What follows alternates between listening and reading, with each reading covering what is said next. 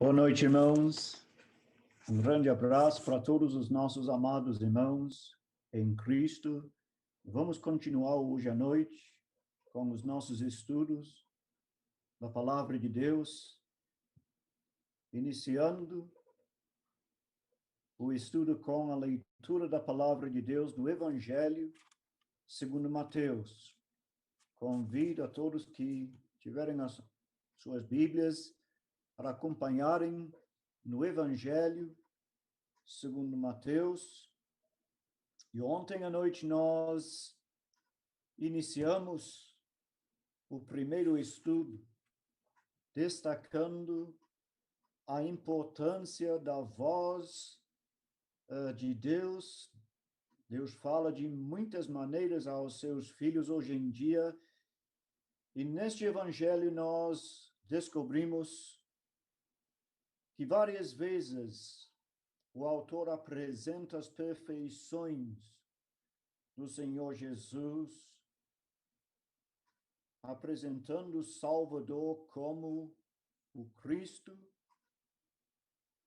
o Filho de Deus, filho de Davi, filho de Abraão, Emanuel, que quer dizer Deus conosco. No capítulo 3, versículo 17, se tiver a Bíblia aberta, a palavra de Deus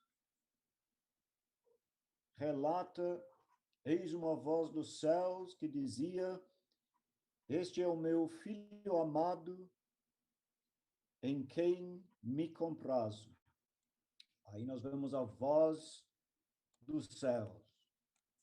No capítulo 4, versículo 4, Jesus, porém, respondeu: está escrito, não só de pão viverá o homem, mas de toda palavra que procede da boca de Deus. Então, vemos a voz da palavra. Deus fala através de sua palavra aos nossos corações. Por isso é essencial que nós tenhamos o desejo de buscar na palavra de Deus todos os dias o nosso alimento. No capítulo 16, versículo 16, destacamos ontem à noite no primeiro estudo a voz do discípulo: tu és o Cristo, o Filho do Deus vivo. No capítulo 17, versículo 5, vemos a voz do Pai apresentando as suas perfeições. Na montanha, o Senhor Jesus foi transfigurado. Os discípulos do Senhor Jesus viram a sua glória. E Deus dos altos céus disse: este é o meu Filho amado. No capítulo 21, versículo 5, a voz do profeta, falando das perfeições do nosso amado Salvador: eis aí te vem o teu rei. Acompanhando a leitura no capítulo 27, no verso 46, o Senhor Jesus está sofrendo horrivelmente no lugar chamado Calvário, crucificado entre dois ladrões, um à direita e outro à esquerda. E da cruz central, ele clama: Deus meu, por que me desamparaste? Mas finalmente, depois da obra perfeita do Senhor Jesus, o Filho de Deus, o Salvador que venceu a morte, vemos a voz do vencedor no capítulo 28, versículo 18, pois ele terá a última palavra neste evangelho maravilhoso. Toda a autoridade me foi dada nos céus, na terra, e de fazer discípulos de todas as nações, batizando-os em nome do Pai, do Filho e do Espírito Santo, ensinando-os a guardar todas as coisas que vos tenho ordenado. E eis que eu estou convosco todos os dias até a consumação do século. Reparem bem uma coisa interessante, irmãos. No primeiro capítulo, o evangelista começa com esta palavra: livro da genealogia de Jesus Cristo, o filho de Davi, filho de Abraão. Como filho de Davi, ele tinha direito ao trono. E como filho de Abraão, como nós comentamos ontem à noite, ele tem direito à terra. E encontramos várias pessoas mencionadas na genealogia do Senhor Jesus. É interessante estudar essa genealogia. Para os irmãos que gostam de estudar profundamente as Escrituras, fazendo as ligações entre o Velho Testamento e o Novo Testamento, encontramos a mesma expressão, livro da genealogia, em Gênesis, capítulo 5, verso 1. Este é o livro da genealogia de Adão, no dia em que Deus criou o homem, à semelhança de Deus o fez. Aí vem a lista de vários homens, Adão, e a palavra de Deus destaca bem que ele viveu 800 anos, teve filhos, e os filhos cujos nomes são mencionados. Interessante observar nesta lista de descendentes de Adão, em Gênesis capítulo 5, todos eles morreram, com uma exceção. Pois em Gênesis capítulo 5, verso 24, encontramos um homem chamado Enoque, e andou Enoque com Deus, já não era, porque Deus o tomou para si. Ele foi o único que não morreu. Deus, acompanhando a vida dele, este homem notável, Enoque, andou com Deus, ele viveu uma vida que realmente agradava a Deus, e Deus o tomou para si. A palavra de Deus apresenta no primeiro livro do Novo Testamento um outro livro, em Mateus capítulo 1, verso 1. Livro da genealogia de Jesus Cristo.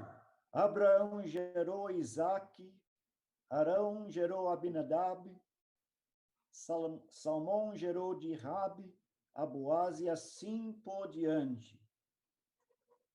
E a única exceção nesta lista que encontramos em Mateus capítulo 1 é o nosso amado Salvador, pois a palavra de Deus destaca muito bem no verso 16 que gerou Jacó a José, marido de Maria, da qual nasceu Jesus, que se chama Cristo.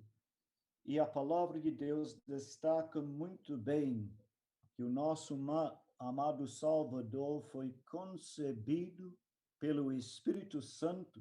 O nascimento de Jesus Cristo foi assim, versículo 18, estando Maria, sua mãe, desposada com José, sem que tivessem antes coabitado, achou-se grávida pelo Espírito Santo. Ele é a exceção nesta lista. É interessante acompanhar e estudar a genealogia de Adão em Gênesis capítulo 5 e a genealogia do nosso amado Salvador. Assim começa este evangelho maravilhoso, com a visita dos magos no capítulo 2, que chegaram apresentando ao recém-nascido rei dos judeus ofertas, ouro, incenso e mirra. Em Mateus capítulo 2, verso 11, entregaram-lhe suas ofertas, ouro, incenso e mirra, voltando, regressando por outro caminho à sua terra, em Mateus capítulo 2, verso 12.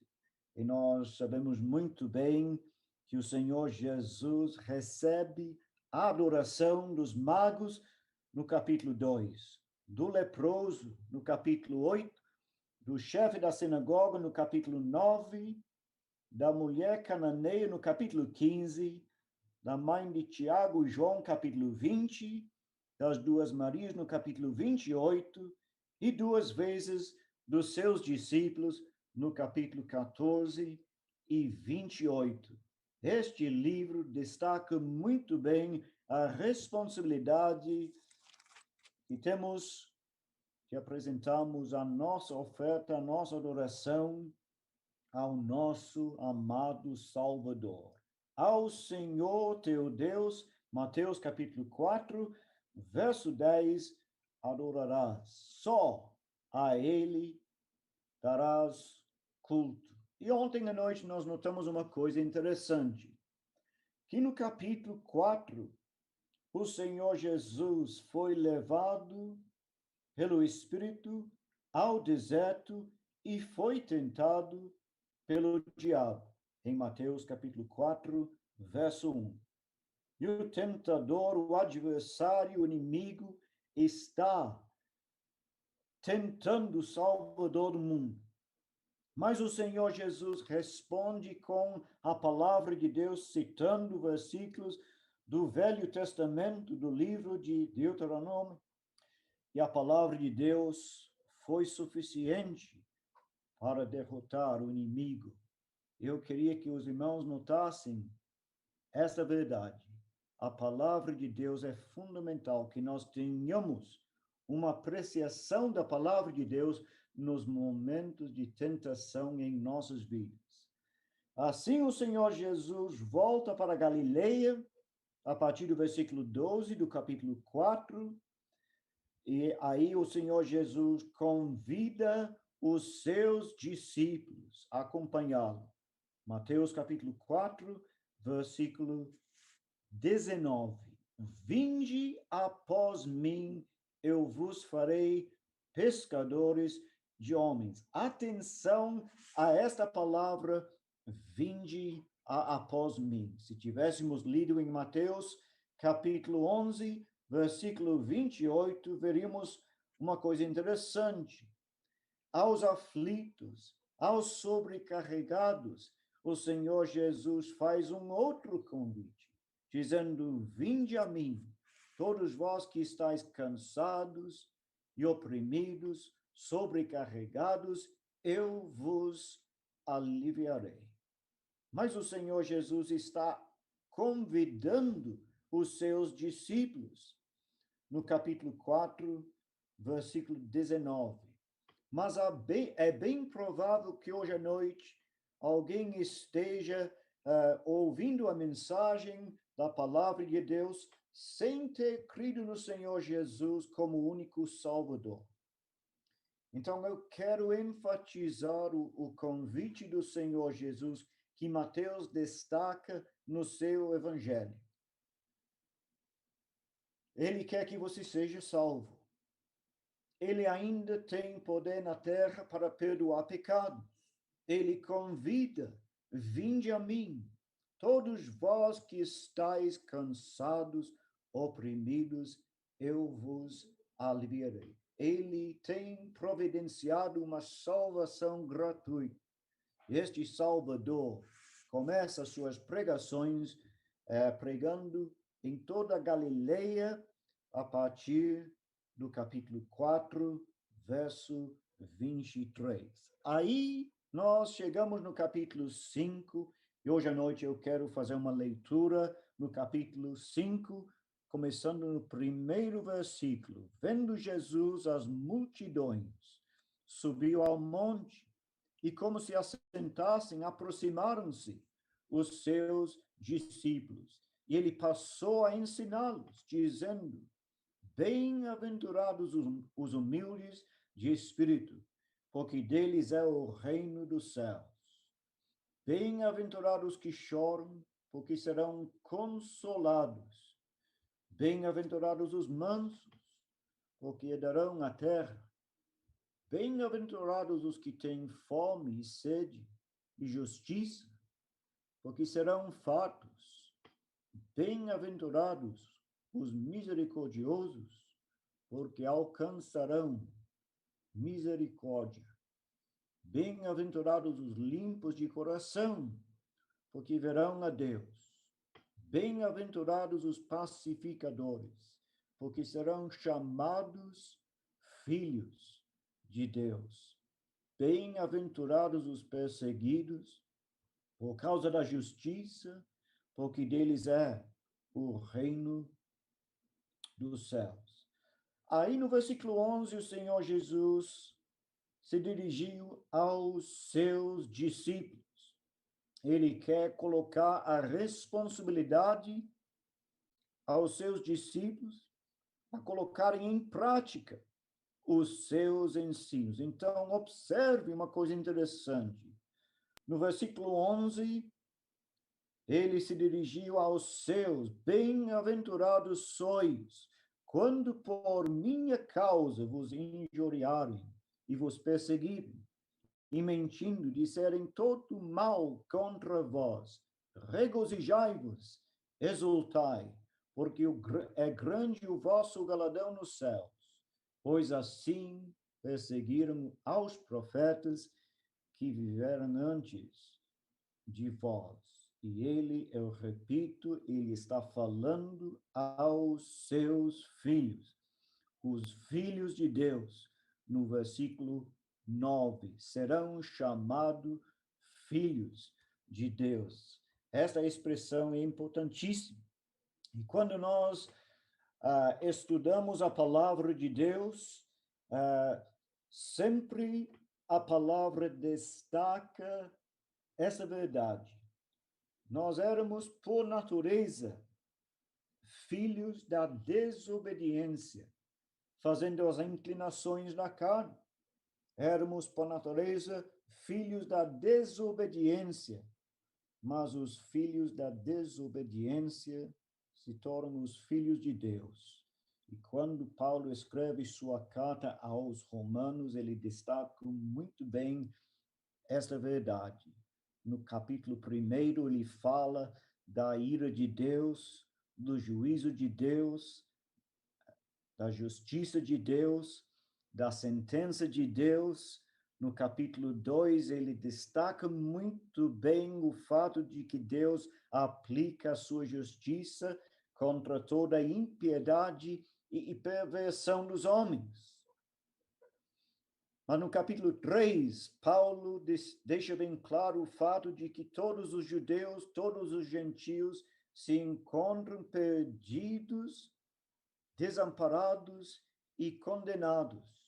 Todos pecaram e destituídos estão da glória de Deus. E talvez, amigo meu, hoje à noite você está ouvindo esta mensagem sem a salvação. Mas a verdade é que Deus tem providenciado uma solução. Deus prova o seu amor para conosco pelo fato de ter Cristo morrido por nós, sendo nós ainda pecadores. Então Deus apresenta esta solução, a salvação na pessoa bendita do Senhor Jesus. E sendo justificados mediante a fé, temos paz com Deus. E eu queria que os irmãos notassem uma coisa interessante. No capítulo 5, verso 1, o Senhor Jesus subiu ao monte, e como se assentasse, aproximaram-se os seus discípulos. Como nós, acompanhando o Salvador neste evangelho, ficamos admirados com esta verdade. No capítulo 4, verso 8, o diabo levou o Senhor Jesus a um monte muito alto, mostrando os impérios dos homens que se finalizam. Mas no capítulo 5, verso 1, descobrimos que o Senhor Jesus conduziu seus discípulos ao monte para apresentar um reino só, o reino de Deus. Os impérios dos homens se finalizam. O reino de Deus permanece para sempre. Assim, o Senhor Jesus passou a ensiná-los, dizendo, Mateus capítulo 5, verso 3, bem-aventurados os humildes de espírito. Deles é o reino dos céus. No capítulo 4, verso 8, o diabo levou o Senhor Jesus ao monte, mostrando todos os reinos do mundo, a glória deles.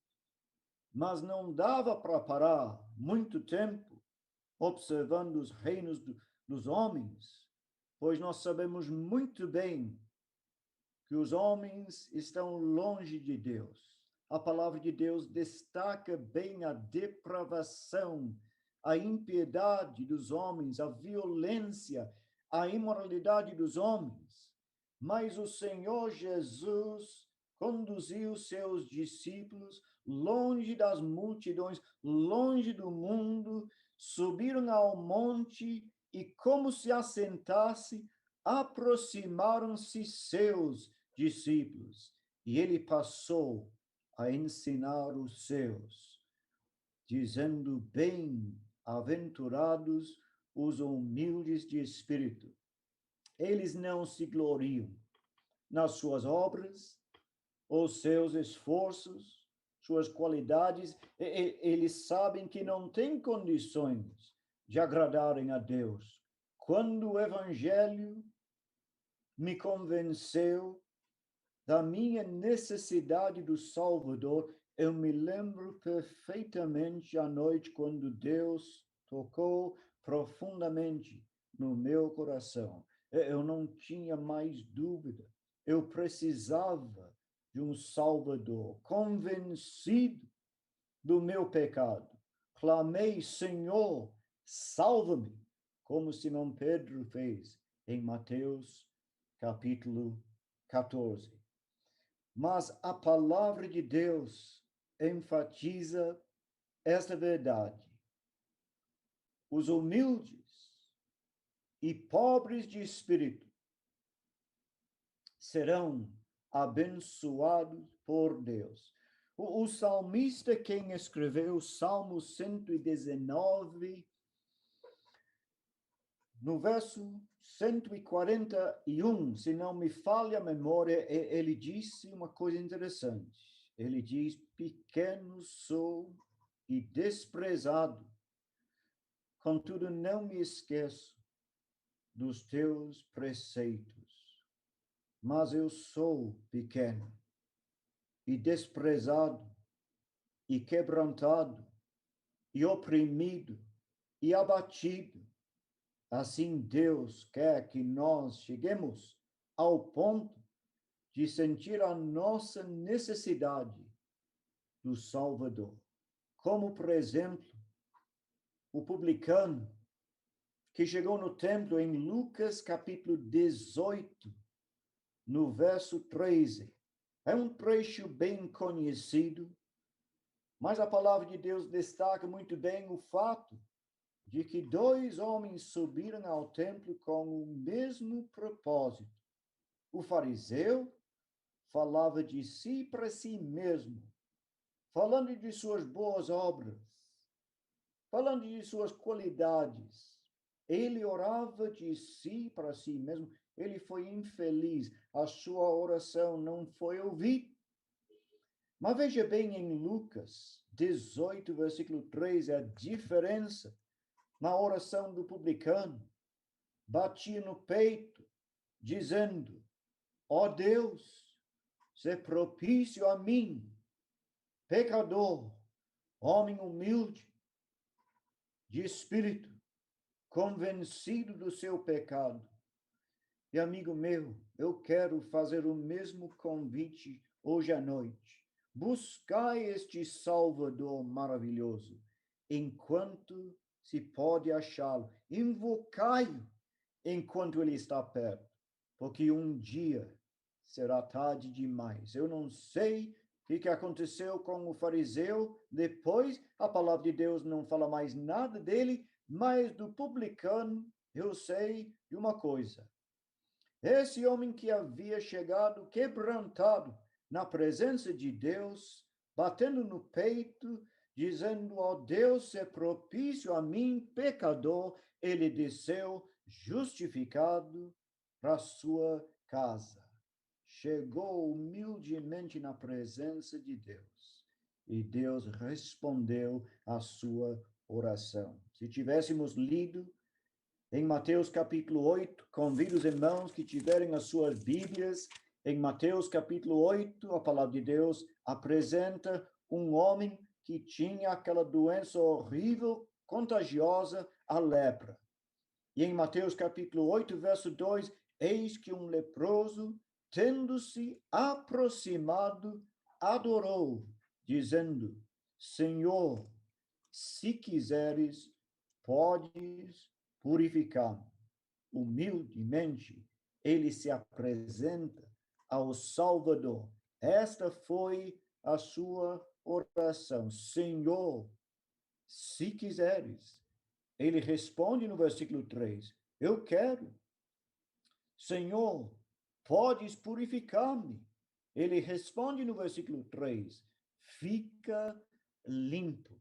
Ou seja, o Salvador não rejeita o homem de coração quebrantado. Ai de mim, diz o profeta Isaías, logo no início de um dos livros mais fascinantes da palavra de Deus. Ai de mim, estou perdido, sou homem de lábios impuros, mas o Senhor deu a ele a capacidade de servir em dias difíceis. Mas a verdade, irmãos, é que eu não sou digno, como o chefe da sinagoga, apresentando a sua oração ao Salvador do mundo. É interessante o que a palavra de Deus fala a respeito dele em Mateus capítulo 9, verso 18. Ele era chefe da sinagoga, mas ele aproximou-se e adorou. E o Senhor Jesus, percebendo a necessidade deste homem, o atendeu. E esta verdade está enfatizada no primeiro livro do Novo Testamento. E mais uma vez eu quero enfatizar o convite da salvação hoje à noite. Ele ainda convida: vinde a mim, todos vós que estáis cansados, oprimidos, sobrecarregados, eu vos aliviarei. No verso 4, o Senhor Jesus, ele continua. Mateus capítulo 5, verso 4, bem-aventurados os que choram, porque serão consolados. Bem-aventurados os que choram. Parece uma contradição, mas não é. Felizes são os tristes, Estes são profundamente tristes, deprimidos, convencidos do seu pecado, e eles serão consolados. A palavra de Deus apresenta vários exemplos de pecadores convencidos dos seus pecados. Um dia o Senhor Jesus disse ao paralítico: os teus pecados estão perdoados. Vai-te em paz. Em João capítulo 4, conversando com a mulher samaritana marginalizada, o Senhor Jesus tratou de vários assuntos. Falou do dom de Deus, no verso 10, da água viva, no versículo 16. Ele deu uma ordem, ele faz um convite. Ela voltou à cidade, dizendo aos homens da cidade: vinde comigo, vede um homem que me disse tudo quanto tenho feito. Na presença do Senhor Jesus, ela não tinha dúvida de que o Senhor Jesus conhecia muito bem a necessidade dela. E ela foi salva. Mas eu quero enfatizar mais uma vez, hoje à noite, aos ouvintes: o Senhor está perto dos que têm o coração quebrantado. Bem-aventurados que choram, serão consolados. Repare bem o que diz o salmista em Salmo 34, versículo 18. Perto está o Senhor dos que têm o coração quebrantado. Salva os de espírito oprimido, como leproso. Em Mateus capítulo 8, chegou, se aproximou, adorou, falou, e o Senhor recebeu a sua adoração. Ele desceu curado e salvo. Em Salmo 51, encontramos o rei de Israel confessando o seu pecado, convencido do seu pecado. Vários meses haviam passado no palácio em Jerusalém, mas finalmente, depois de alguns dias difíceis, o salmista de Israel, homem escolhido por Deus, o mais privilegiado de todos, chega na presença de Deus arrependido, dizendo: compadece-te de mim, ó Deus, apaga as minhas transgressões, lava-me completamente da minha iniquidade, purifica-me do meu pecado. Eu conheço as minhas transgressões. O meu pecado está sempre diante de mim. Eu posso imaginar o rei Davi no palácio em Jerusalém, homem privilegiado, mas ele não consegue esquecer aquilo que ele havia feito. E ficou profundamente triste, deprimido, sofrendo com várias enfermidades, até que ele chega arrependido na presença de Deus, dizendo: pequei contra ti somente, e fiz o que é mal perante os teus olhos. Sacrifícios agradáveis a Deus são o espírito quebrantado, coração compungido, contrito. Não desprezarás, ó Deus, diz o salmista. Assim diz o alto, sublime, que habita a eternidade, o qual tem o nome do santo, de santo, habita no alto, santo lugar. Mas também habito com o contrito e abatido de espírito, para vivificar o espírito dos abatidos e vivificar o coração dos contritos, diz o profeta Isaías no capítulo 57, versículo 15. No capítulo 16 da profecia de Isaías, versículo 2, o profeta diz: o homem para quem olharei é este, o aflito e abatido de espírito, e que tem da minha palavra. Amigo meu, hoje à noite, não seja mais incrédulo. Buscai ao Salvador enquanto se pode encontrá-lo. Invocai, pois um dia será tarde demais. Ao findar o labor desta vida, quando a morte ao teu lado chegar, que destino há de ter a tua alma?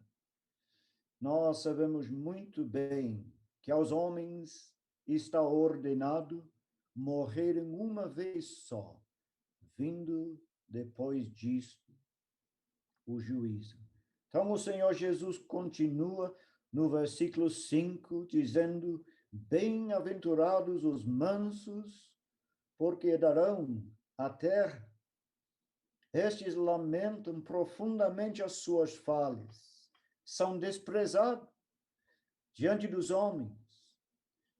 A mansidão hoje em dia, irmãos, não é uma qualidade muito estimada, mas Deus ama profundamente os mansos.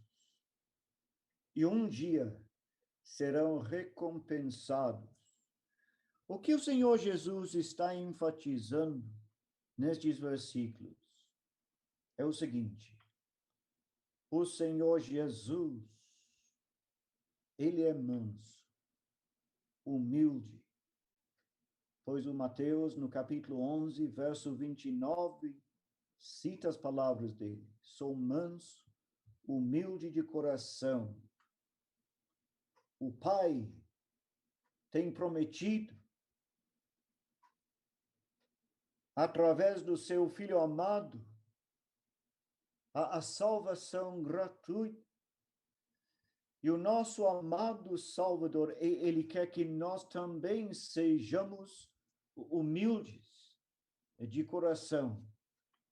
Essas qualidades não são estimadas hoje em dia, mas são essenciais para os filhos de Deus.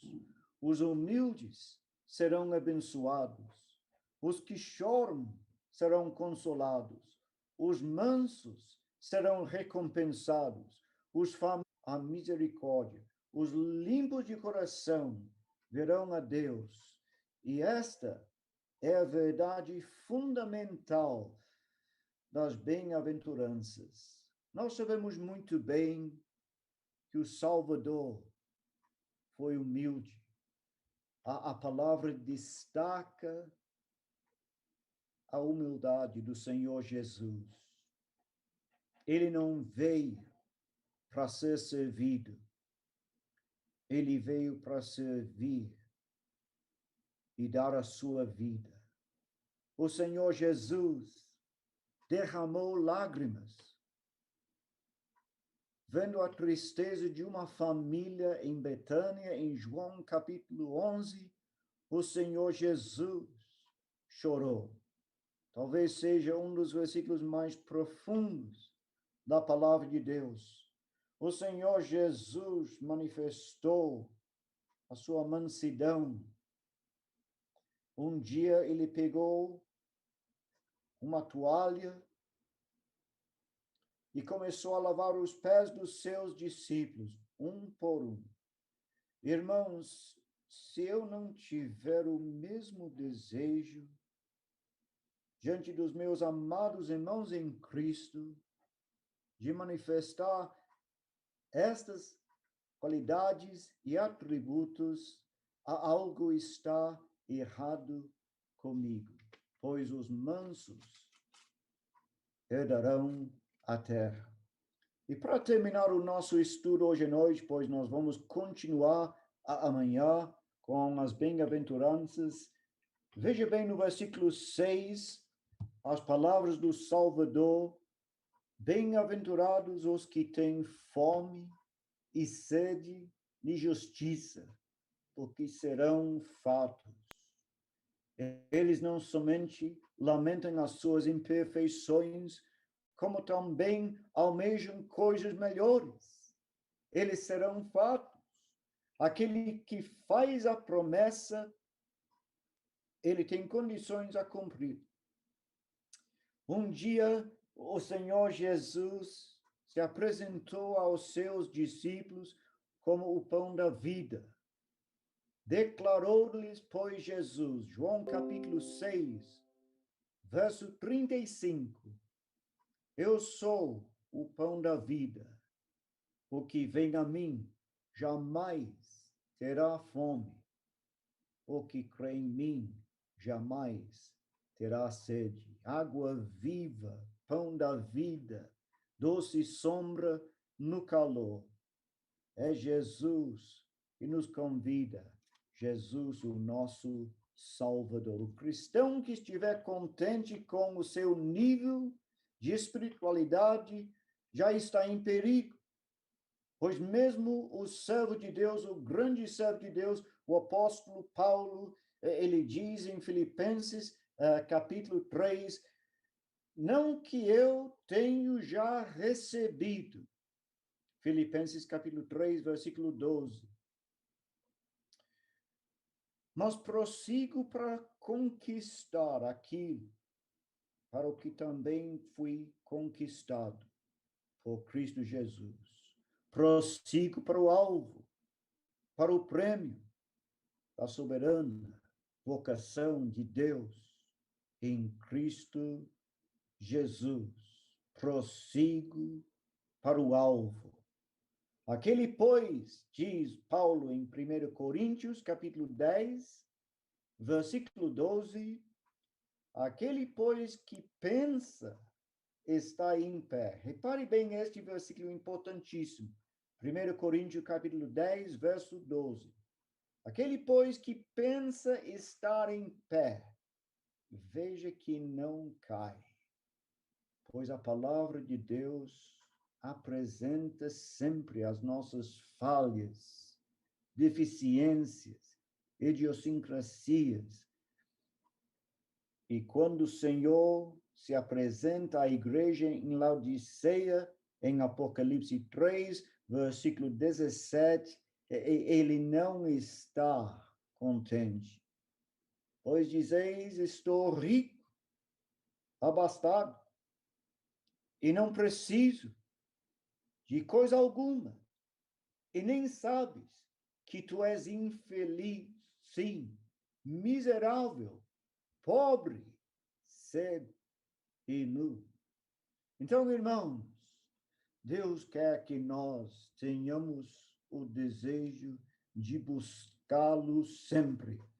Bem-aventurados os que têm fome e sede de justiça. O salmista diz em Salmo 42, como suspira a corça pelas correntes das águas, assim por ti, ó Deus, suspira a minha alma, como suspira a corça pelas correntes das águas. Aí o Senhor, aí o salmista apresenta a experiência de um servo de Deus do passado. Ele não está em condições para apreciar essas verdades. No passado, ele está relatando uma época boa na sua vida. A minha alma, ele diz em Salmo 42, versículo 2, tem sede de Deus, do Deus vivo. Quando irei e me verei perante a face de Deus? Ele está passando momentos difíceis, mas lembrando dos dias agradáveis com o povo de Deus. Talvez, irmãos, vocês estejam hoje à noite lembrando as reuniões especiais, as conferências, a comunhão, a confraternização dos amados irmãos em Cristo, ele diz: lembro-me dessas coisas. Versículo 4: dentro de mim se me derrama a alma, de como passava eu com a multidão do povo e os guiava em procissão à casa de Deus, entre gritos de alegria e louvor, dias agradáveis, dias felizes com o povo de Deus, assistindo às conferências, mas no dia da pandemia é tão difícil, passando momentos difíceis, lembrando dias agradáveis. Mas, irmãos, não se esqueça, ele está perto dos que têm um coração quebrantado. Diz o salmista: sinto abatido dentro de mim a minha alma. Em Salmo 42, versículo 6. Lembro-me, portanto, de ti. Bem-aventurados os que têm fome e sede de justiça, serão fartos. Esta fase difícil vai passar, irmãos. Nós iremos voltar às reuniões na casa de oração. Nós vamos encontrar mais uma vez os nossos amados irmãos em Cristo. Mas até que nós cheguemos ao ponto de voltar às reuniões, às atividades normais, vamos lembrar que Ele está perto de nós. O Salvador prometeu: eis que eu estou convosco todos os dias até a consumação do século. E que Deus abençoe ricamente a sua palavra aos nossos corações. Amém.